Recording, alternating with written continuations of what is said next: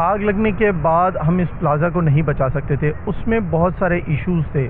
सबसे पहले तो जब आग लगी 9:55 के करीब, पहला फायर टेंडर सदर से आए 2, फिर मज़ीद मदद के लिए बुलाए गए। हम जिस जगह खड़े हैं ये एम.ए. जिन्ना रोड है, यहाँ से चंद कदम के फासले पर सदर फायर स्टेशन है। इसके बिल्कुल बैक साइड पर हम चले जाएं 2 किलोमीटर पीछे तो KMC का मरकज़ी फायर स्टेशन, जहाँ पर उनके पास स्नार्कल्स भी होती हैं, वाटर बाउज़र्स भी होते हैं और स्टैंड बाय पे 4 से 5 फायर टेंडर्स भी मौजूद होते हैं। लेकिन अफसोसनाक बात यह है कि जैसी आग लगी हफ्ते को रात तकरीबन 10 बजे के करीब, तो 10:22 पर शोले और धुएँ ने बिल्कुल फ्रंट साइड अपनी लपेट में ले लिया। ये जो आपके पीछे जो जगह दिख रही है, आग इन दुकानों से शुरू हुई थी।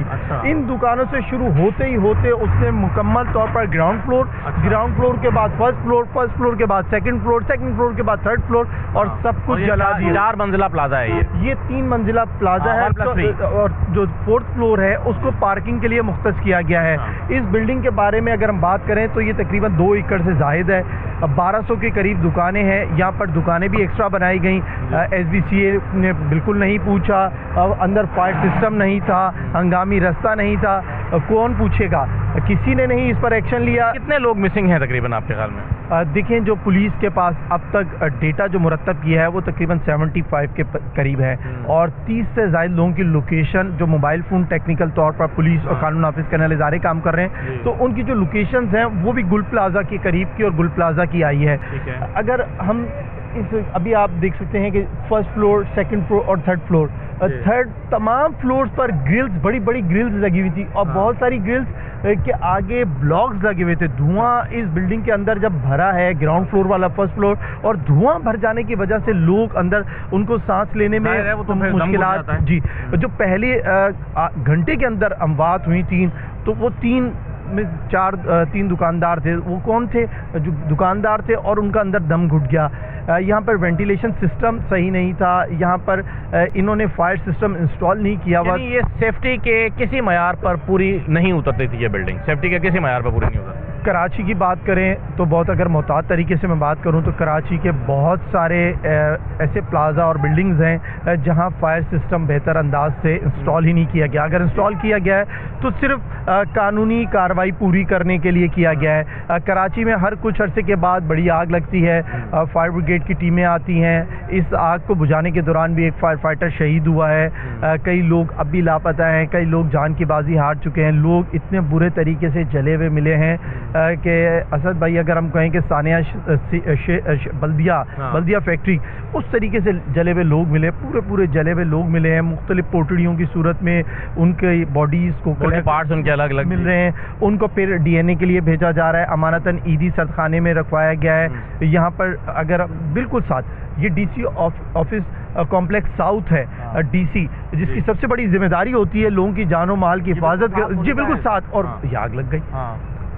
तीसरे दर्जे की आग डिक्लेयर करके शहर भर से फायर टेंडर्स तलब किए गए। इससे पहले भी जितनी आग लगी हैं उनमें कराची की जो फायर टीम है वो आग पर उस वक्त काबू पाती है जब या तो बिल्डिंग गिर जाती है या मुकम्मल आग खुद बुझ जाती है। वो आग पर काबू नहीं पाया जाता, वो दरअसल आग अपना काम तमाम करने के बाद सबको जब वो जला देती है तो फिर खुद बुझ जाती है।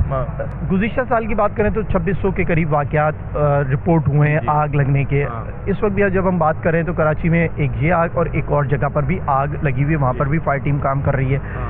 फायर ब्रिगेड कहती है कि हमारे पास वसाइल की कमी थी। वसाइल को कमी को दूर करने के लिए इनको 50 के करीब फायर टेंडर्स दिए गए थे, माजी की हुकूमत में इनके पास है। लेकिन उन फायर टेंडर्स होने के बावजूद यहाँ पर रेस्क्यू 1122 की भी फायर टीम पहुँची, 3 स्नार्कल। इनकी मदद के लिए नेवी की जो फायर टीम है वो आई, उन्होंने फॉर्म से आग को कंट्रोल करने की कोशिश की। स्नार्कल अप करके फ्रंट साइड को काफ़ी ज़्यादा कंट्रोल किया, इसकी लेफ़्ट साइड और बैक साइड अगबी जो रास्ता है वहाँ पर बहुत ज़्यादा लोग थे, वहाँ मस्जिद भी थी। मस्जिद में ये सोशल मीडिया पर लोग मैसेज चला रहे थे कि तकरीबन 30 से 40 लोग हैं, लेकिन जब अंदर फायर टीम दाखिल हुई। और ये देखें, आज चौथा दिन है, इस पे चौथा 5वां दिन है। सैटरडे को लगी आग, सैटरडे, और आज 4 दिन हो गए और अभी भी जो धुआं है अगर आप देखें तो वो बिल्डिंग जो है उसमें से पूरा धुआं निकलता हुआ नज़र आ रहा है। ये कूलिंग का अमल जारी है ऊपर और हम देख रहे हैं कि धुआं जो है वो मुसलसल निकल रहा है और जो फायर फाइटर्स हैं वो काम कर रहे हैं, अपना लगे हुए हैं। और इस साइड पर जो है वो मैं ज़रा दिखाता चलूँ, वो सामने हमें मज़ार कायद दिखाई दे रहा है।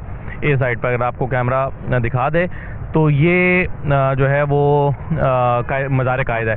और गाड़ियों का रास्ता काफ़ी फासले पर बंद कर दिया गया है, वो इन्होंने बैरियर्स लगा के इसको बंद कर दिया रास्ते को। और उसके बाद हम आगे जो है वो देख रहे हैं कि बहुत बड़ी तादाद में एम्बुलेंसेस खड़ी हुई हैं। मुझे फयाज साहब ये बता दें कि ये जो मंसूबा है, ग्रीन लाइन मंसूबा, ये कब से ऐसा खड़ा हुआ है? यानी ये तो अपने तौर पर भी हादसात का बाइस बन सकता है। आग तो चलें एक अलग वजह बनी, ये आग तो एक अलग लगी और आग बुझाने में यही ग्रीन लाइन मंसूबा रुकावट भी बना। तो ये कब से मंसूबा चल रहा है और मुकम्मल नहीं हो रहा? देखें, सैटरडे नाइट की अगर हम अगर ग्रीन लाइन की बात करें तो ये ग्रीन लाइन का कुछ अरसे से काम चल रहा है और ये इतना स्लो चल रहा है कि आपकी सोच है, इसकी वजह से ये कराची की बड़ी शाहराहों में मतलब महीनों से ये काम जारी है या सालों से? सालों से जारी है। अच्छा। एम.ए. जिन्ना रोड कराची की मरकजी शाहराहों में, एम.ए. जिन्ना रोड, शाहराह फैसल, शाहराह कायदीन, शाहराह पाकिस्तान, आप कह रहे हैं कि हंगामी बुनियादों पर काम होना चाहिए था? ऐसे होना चाहिए था कि ये चंद माह में मुकम्मल कर देते, लेकिन आप देखें बिल्कुल स्लो चल रहा है। जब हमें पानी की ज़रूरत थी यहाँ पर, जब आग बुझाने के लिए पानी जिस मिकदार में चाहिए था, उस वक्त वो पानी उतनी मिकदार में दस्तयाब नहीं हो सका। ये एक तल्ख हकीकत है। ये तल्ख हकीकत नहीं है, ये बिल्कुल हकीकत है। आप ताजिरों से बात करेंगे, वो तो चीख रहे थे, वो हमारे पास बार बार आ रहे थे कि भाई ये चीज़ बताओ कि पानी नहीं है, पानी नहीं है। हम बार बार चला रहे थे, लेकिन कहा जा रहा था जी इमरजेंसी नाफिज कर दी गई है, हाइड्रेंट से पानी के टैंकर्स रवाना कर दिए गए हैं, यहाँ पहुँच रहे हैं। यहाँ पर नेवी अपने वाटर बाउजर्स के साथ पहुँचा, उनकी जो ऑपरेशनल टीम थी उन्होंने फ्रंट साइड को बहुत अच्छे तरीके से कवर किया। फायर टीम जब इमारत के अंदर दाखिल हुई तो एक फायर फाइटर भी शहीद हुआ। इस वक्त भी हैवी मशीनरी के ज़रिए मलबा हटाया जा रहा है, मलबे में लोगों का सामान है।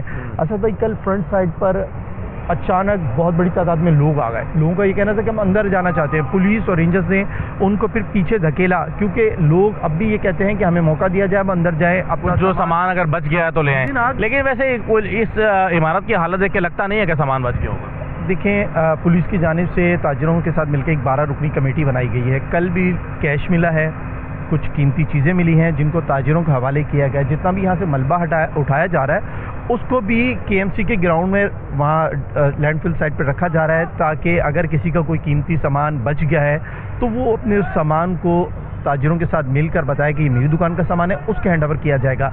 लेकिन आज भी हम देख रहे हैं कि यहाँ आम लोग जिनका यहाँ से किसी रेस्क्यू ऑपरेशन से, किसी इदारे से कोई ताल्लुक़ नहीं है, वो भी इस ऑपरेशन के बिल्कुल करीब आके तस्वीरें बनाते हैं, वीडियोस बनाते हैं और ऑपरेशन को मुतासिर करता है। पुलिस की जाने से बारहा ऐलान किया जाता है, लेकिन वो लोग खलल में बहुत बड़ा सबब बने हैं। चले हम कोशिश करते हैं कि ज़रा जो मुतासरीन हैं और वो ख़ानदान जो अपने मिसिंग पर्सनस को ढूंढ रहे हैं, ज़रा उनसे जाके बात करते हैं कि वो इस पे क्या कहते हैं। कि बहुत सारे लोग तो गमज़दा हैं, परेशान हैं और दुहाइयाँ दे दे के थक गए हैं, लेकिन फिर भी हम कोशिश करेंगे कुछ लोगों से बात हो सके। ये इस वक्त हम खुली फ़ज़ा में खड़े हुए हैं और धुएं की वजह से सांस लेना मुश्किल हो रहा है। हम पहले करीब से थोड़ा आगे आ गए हैं ताकि सांस लेने में आसानी हो। तो सोचें कि जो लोग अंदर थे और आग जब लगी तो और धुआं अंदर भर गया, तो उन लोगों को उनका दम किस तरह से घुटा होगा। और ये यहाँ नहीं, हर आग जहाँ पर लगती है उसमें सबसे पहली अमवात जो हैं वो धुआं भर जाने और दम घुट जाने से ही होती हैं, और उसके बाद फिर वो उनकी जो बॉडी है वो बेहोश हो जाते हैं या वो वफात पा जाते हैं और उसके बाद फिर वो जल जाते हैं।